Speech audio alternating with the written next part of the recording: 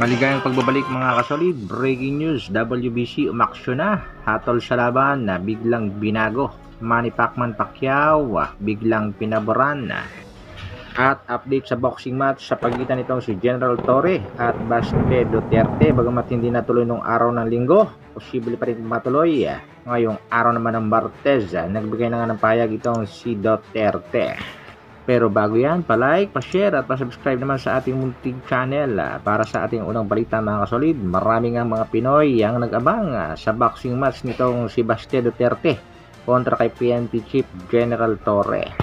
Maraming umasa na matutuloy at marami namang pinaasa, sinadya nga mga kasolid. Dahil antimano, alam naman itong si General Torre na hindi talaga makakarating itong si Baste Duterte sa kanilang boxing match event. Dahil prior sa ibinigay na araw ni Torre ng kanilang bakbakan ay nakapagpaalam na ito sa DILG at aprobado. Pakinggan natin ang naging pahayag ni Parak TV. Ito nga po yung laban na ito ay para nga daw po doon sa mga nakasalanta. Ginamit pa po nila yung mga nasalanta. At dito, kung makikita po natin, itong si General Torre na yung nag-set up ng ring, kung saan maglalaban, kung anong araw, hindi niya man lang tinanong yung kabila, "Hoy, nandito ka ba sa Pilipinas? Halika na sa linggo." Nagbigay na rin naman ng pahayag itong si Baste Duterte at sinabing, okay ang laban, wag lang araw ng linggo. At tila nga napakasaya nitong si General Torre sa event na yan. Alam naman niyang hindi darating ang kanyang kalaban. Itinanghal pa rin siyang panalo via default. Sa mga Pinoy na naghihintay na matuloy pa rin ang laban, tingnan lang natin kung kakasa pa rin itong si General Torre sa sinabi ni Baste Duterte na pwede ang laban, wag lang araw ng linggo. Sinakyan naman yan mga kasolid ni former Senator Manny Pacman Pacquiao at sa katunayan, binigyan pa ni Pacquiao na belt itong si General Torre. Sa mutsaring batikos naman ang inabot ni PNP Chief. Ito nga mga naging pahayag ng mga netizen. PNP Chief clown bilang isang Pilipino. Ito lang ang masasabi ko. Shame on you. Your action beyond disgusting. Ayon naman sa isang mga kasolid, Torre, unprofessional ka, general ka, tapos papatulan mo ang mayor. May mga nagsasabi namang nakakahiya sa mga polis na matitino. Dahil niloloko lang nila ang sarili nila. Si John Vic naman, ginawa niyang katawa-tawa itong si PNP Chief Torre.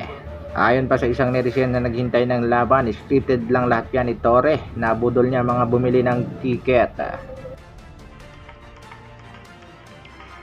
Sa kabilang balita naman mga kasolid, latest update sa pambansang kamao na si Manny Pacquiao. Matapos nga ang laban ni Pacquiao dito kay Mario Barrios, ay matatanda nating umani ng batikos ang ating pambansang kamao na si Pacquiao mula dito sa kanyang dating rival na si Timothy Bradley Jr.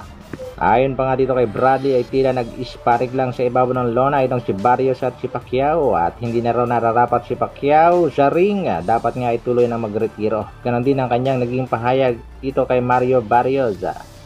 Pero biglang kambyo nga itong si Timothy Bradley. At heto nga mga kasolid ang kanyang naging pahayag. I worry about his health and that just out of love. Whether people think I'm hating or not, it is what it is. Dagdag pa ni Bradley, kung sakaling matutuloy daw ang bakbakang Manny Pacquiao at Tank Davis, mananalo daw itong si Manny Pacman Pacquiao. Tila nagpabango na naman itong si Bradley sa mga fans ni Pacquiao. Mananalo nga daw itong si Pacman Pacquiao sa kadahilanan ni Bradley na physical condition naman itong si Davis pero hindi ito mentally condition. Ito nga naging pahayag nitong si Timothy Bradley.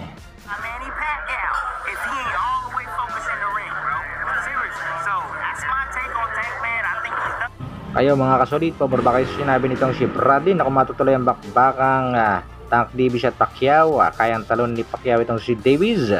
Para naman sa ating huling balita mga kasolid, WBC President umaksyon na at biglang binago ang desisyon ng naging bakbakan. Yan nga mga kasolid ay ang naging laban itong si Francisco Rodriguez Jr. kontra sa undefeated boxer na si Galal Yafai na kung saan panalo si Rodriguez via unanimous decision.